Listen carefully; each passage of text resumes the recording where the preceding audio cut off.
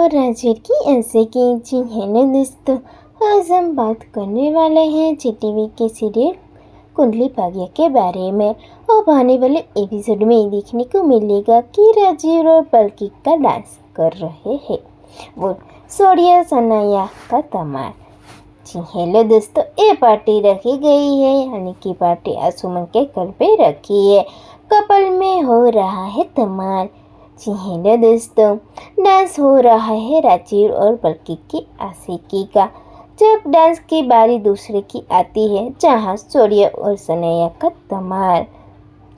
अब डांस के पीछे एक षड्यंत्र है। जी हेलो दोस्तों, एक षड्यंत्र में आसुमन का फंसाने के लिए किया है। फिर आसुमन तो जानता ही है कि ये तो सब मेरे पीठ पीछे कुछ कर रहे हैं। आसुमन को तो सब कुछ पता ही है।